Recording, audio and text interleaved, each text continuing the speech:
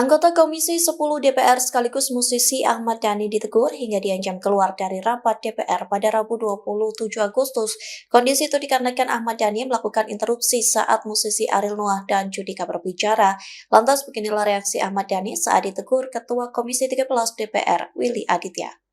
Dikutip dari Kompas.com, Ahmad Dhani berpindah tempat duduk dari Barisan Asosiasi Komposer Seluruh Indonesia atau AKSI ke jajaran kursi DPR. Ahmad Dhani pun langsung meminta berbicara dan menimpali dengan menyatakan isu yang dibicarakan Ariel sudah dibicarakan pertemuan sebelumnya. Mendengar hal itu, Willy menegaskan rapat yang sedang Download Tribun X sekarang, menghadirkan lokal menjadi Indonesia.